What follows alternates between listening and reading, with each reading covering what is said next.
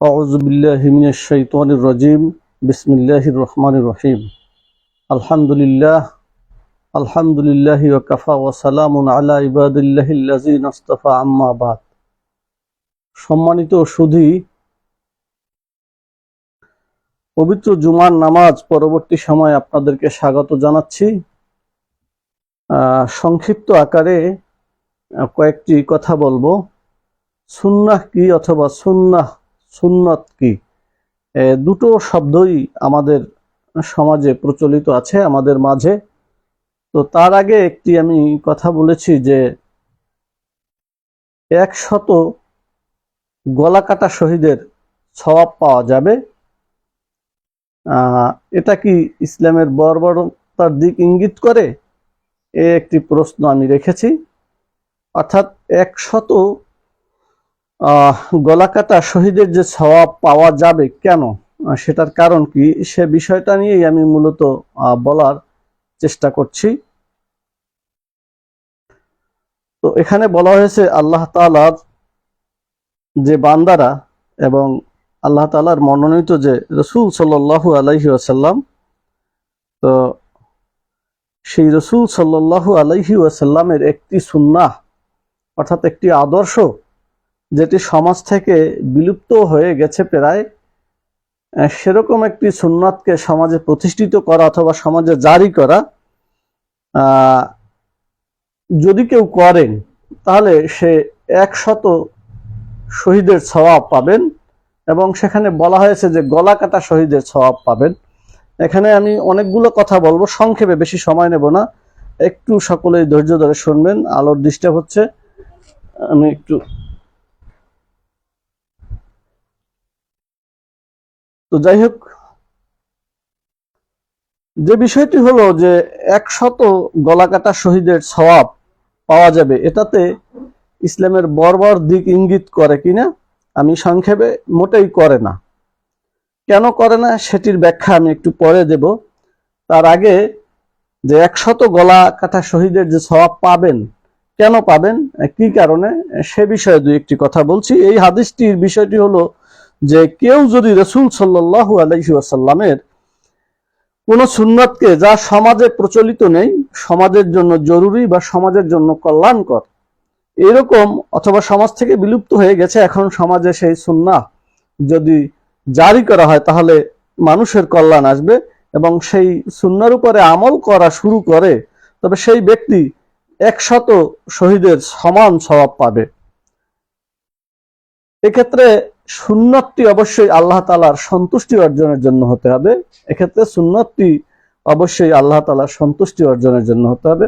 বন্ধুগণ, এই হাদিসের আলোকেই আজকে আমি জুমার নামাজ পড়তে গিয়ে এই হাদিসের কথাটি জনৈক ইমাম সাহেব বলছিলেন, তার কথা ধরেই এই আলোচনায় সংক্ষিপ্ত দুই একটি কথা আমি বলছি। তবে সুন্নাত এবং সুন্নাহ কি, সুন্নাত যে বিষয়টা, এটা আমি ভেঙে দিয়ে একটু পরিষ্কার করে দিই। সুন্নাত হলো যে কোনো একটি বিষয়ে আল্লাহ রসুলের আদর্শ পালন করা, সেটি হলো সুন্নত। আর সুন্নাহ বলতে বোঝানো হচ্ছে যে সামগ্রিক যে আদর্শের ব্যক্তি, সামগ্রিকভাবে আদর্শের যে ব্যক্তি, এই টোটাল আদর্শ যে একটা সাবজেক্ট আকারে যে আমরা গ্রহণ করি, সেটাকে সুন্নাহ বলা হয়। অর্থাৎ সমস্ত কিছুকে মিলিয়ে সুন্নাহ হিসেবে আখ্যায়িত করা হয়। আর সুন্নত যদি বলি তাহলে যে কোনো একটি পার্টিকুলারকে বোঝানো যায়। এই দুটো বিষয় আমি ক্লিয়ার করে দিলাম। তো যাই হোক, তো যে বিষয়টি বলছিলাম যে এই যে হাদিসটি, যে 100 গলা কাটা শহীদের সওয়াব যে আপনি পাবেন, একটি আমল যেটি বিলুপ্ত হয়ে গেছে প্রায়, রাসূলের আদর্শ, সেরকম একটি আমল আপনি নিজের ভিতরে জারি করা অথবা আপনার সমাজে জারি করা। তো এখানে 100 গলা কাটা শহীদের সওয়াব পাওয়ার কথা বলা হয়েছে, অর্থাৎ শহীদের সওয়াব। এবং কোন কোন হাদিস এসেছে গলা কাটা শহীদের সওয়াব, অর্থাৎ যিনি আল্লাহর হস্তে তার জীবনকে উৎসর্গ করে দিয়েছেন এবং সেটা পরিষ্কারভাবে কবুল হয়েছে, এরকম। তো এটি একটি বিষয়। তবে হাদিসের গ্রন্থ অনুসারে হাদিস কিন্তু মানার ক্ষেত্রে হাদিসের যে উসুল আছে, অর্থাৎ হাদিসের যে মৌলিক অভিধান আছে, মৌলিক যে কিতাব আছে, অর্থাৎ হাদিস আপনি কতটুকু কোনটা মানবেন, কোন হাদিসটা জয়ীফ, কোন হাদিসটা গরীব, কোন হাদিসটা মশহুর এবং কোন হাদিসটি হাসান, এই যে হাদিসের যে বিভিন্ন ধরনের ব্যাখ্যাবৃত্তি দেয়া আছে, সেটাকে মূলত উসুলে হাদিস বলা হয়। তো সেই উসুলে হাদিসের পরিভাষায় এই হাদিসটিকে অনেক অনেক আলেমরাই দুর্বল হাদিস হিসেবে আখ্যায়িত করেছেন, এবং কিছু কিছু আলেমরা এটাকে দুর্বল হাদিস না আমলযোগ্য হাদিস হিসেবেই আখ্যায়িত করেছেন। যেহেতু রাসূল সাল্লাল্লাহু আলাইহি ওয়াসাল্লামের একটি সুন্নাতকে জাগ্রত করে তোলা অথবা বিলুপ্ত হয়ে যাওয়া প্রায় সুন্নাতকে আবার সমাজে প্রতিষ্ঠিত করা। এখানে একটি বিষয় আমি বলতে চাচ্ছি, সেটি হলো যে রাসূলের সুন্নাত যে আদর্শ, সেটি যে বিলুপ্ত হয়ে যেতে পারে বা যাবে সেটি কিন্তু স্বাভাবিক, এই হাদিসের মধ্য দিয়ে সেটি বোঝা যাচ্ছে। এখন আসি যে সেটি বর্বরতার ইঙ্গিত করে কিনা। আমি বলছি যে মোটেই না, বর্বরতার ইঙ্গিত করে না। 1446 বছর আগের যে মানুষের যে ব্যবস্থাপনা, যুদ্ধ বিগ্রহ করা অথবা দ্বন্দ্ব সংঘাতের সময় নিজেকে বিজয়ী করে আনার যে পদ্ধতিগুলি, সেগুলিতে এরকম সম্মুখ যুদ্ধই বেশিরভাগ ছিল, এবং সেখানে ধারালো অস্ত্র ব্যবহার করা হতো।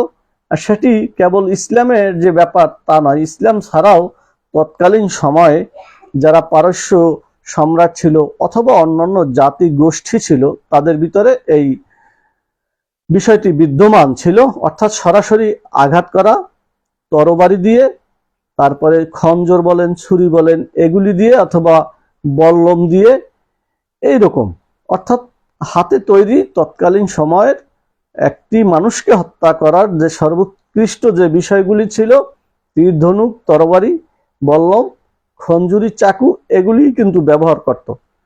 বিষয়টি হলো যে এটি শুধু যে ইসলাম ধর্ম পালন করার কারণে বা ইসলামকে প্রতিষ্ঠিত করার কারণে ব্যবহার হতো তা কিন্তু নয়।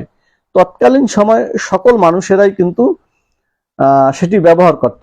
তো এখন এইখানে যখন বর্বরতার প্রশ্ন যে বা যারা আনবে, তারা কিন্তু পার্টিকুলার একটি ইসলাম, একটি ধর্মের এগেনস্টে আনতে চাচ্ছে, কাজেই সেটি গ্রহণযোগ্য না।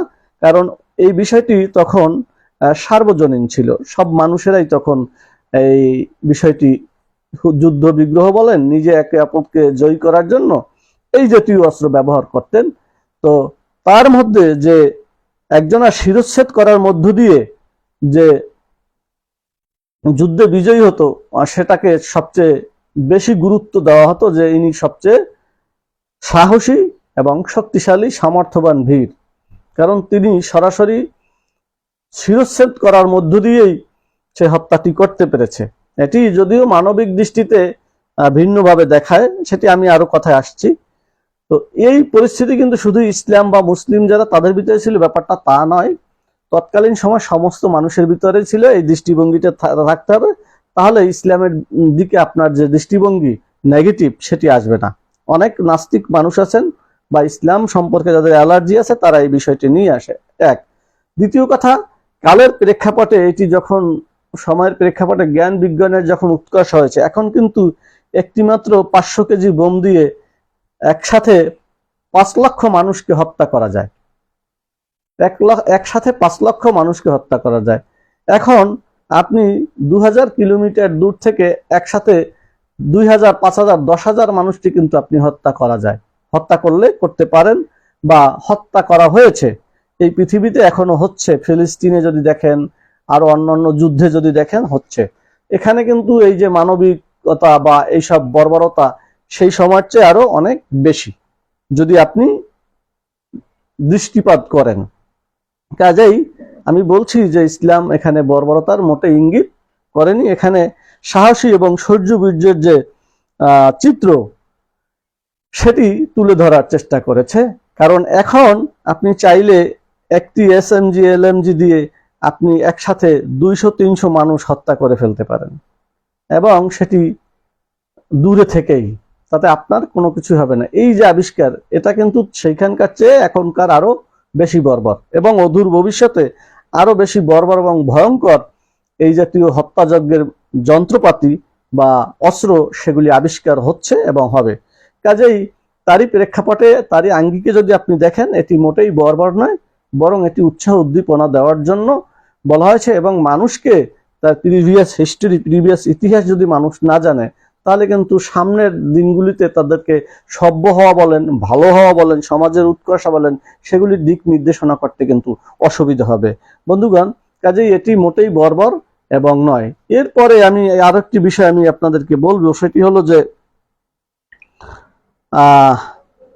সুন্নাত কি,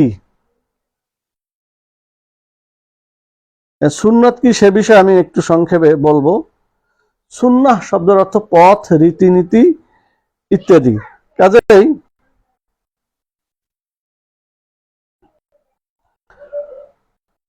ইসলামের প্রবর্তক যিনি হযরত মুহাম্মদ সাল্লাল্লাহু আলাইহি ওয়াসাল্লাম, তিনি তার জীবনে যে নিয়ম নীতিগুলি পালন করেছেন এবং পরবর্তীতে কিছু কিছু নিয়ম নীতিগুলি পালন করার জন্য নির্দেশনা দিয়ে গেছেন, সেই রীতিনীতিকে অবলম্বন করাটাকেই মূলত সুন্নাহ বলা হয়। কম্প্রিহেন্সিভলি অর্থাৎ এজ এ হোল তার জীবনের দৈনন্দিন কর্মকাণ্ড ইত্যাদি সবকিছু মিলে একীভূতভাবে সুন্নাহ বলা হয়। এবং পার্টিকুলারলি একটি বিষয়, একেবারেই সংক্ষিপ্ত একটি ছোট বিষয়কে বা একক একটি বিষয়কে যখন আপনি জানবেন, মানবেন, সেটাকে সুন্নাত বলা হবে। তো যাই হোক, আমি আজকে এই জুমার নামাজে এই হাদিসের ব্যাখ্যায় ইমাম সাহেব এই কথাটি বলেছিলেন, সে কারণেই আজকে আমাকে পাশ থেকে একজন বলছিল যে 100 গলাকাটা যে শহীদ, 100 গলাকাটা শহীদের যে সওয়াব পাবেন, এই যে গলাকাটা এবং 100 মানুষ গলাকাটা, এটি বর্বরতার দিক ইঙ্গিত করে কিনা, তারই প্রেক্ষাপটে আজকের এই লাইভে। এবং এখন পরিশেষে আমি যেটি বলছি যে দেখবেন, একটি গ্রেনেড যদি চার্জ করে অথবা একটি মিসাইল এবং এরকম যে গোলা বারুদ এগুলি যদি মারে, তাহলে দেখবেন যে একটি মানুষের কোনো চিহ্ন থাকে না, পুরো ছারখার হয়ে যায় এবং ছিন্ন ভিন্ন হয়ে যায়, তার দেহ অবশেষ খুঁজে পাওয়া যায় না, তাকে মাটি দেবে এরকম পাওয়া যায় না। এটা কিন্তু সেই 100 গলাকাটা শহীদের চেয়ে আরো বর্বর, সেটা আরো বর্বর। যদিও এখন সভ্য জগতে আমরা সামনে এই জিনিসগুলি দেখিনি বা দেখা হয় না, যে কারণে আমরা এ ব্যাপারে অনেকেই উদ্বিগ্ন থাকি বা সহনশীলতা থাকে না। তো যাই হোক, এটি মোটেই বর্বরতার ইঙ্গিত পোষণ করে না, বরঞ্চ এটিকে বলা হয় যে যদি আল্লাহ তাআলার সন্তুষ্টি অর্জনের জন্য রাসূল সাল্লাল্লাহু আলাইহি ওয়াসাল্লামের কোনো একটি সুন্নাত যেটি বিলুপ্ত হয়ে গেছে বর্তমান সমাজে, সেটিকে যদি পুনর্জাগরণ করা হয় বা সবাই মিলে কোনো সমাজে বা নিজে ব্যক্তিগতভাবে কেউ পালন করে, তাহলে 100 গলাকাটা শহীদের সওয়াব তিনি পাবেন। এই হাদিসের আলোকেই মূলত কথা হচ্ছিল। বন্ধুগণ, আজকের লাইভটি এই সংক্ষেপে এখানেই শেষ করে দিচ্ছি। সবাই ভালো থাকবেন, সুন্দর থাকবেন। আসসালামু আলাইকুম ওয়া রাহমাতুল্লাহি ওয়া বারাকাতুহু।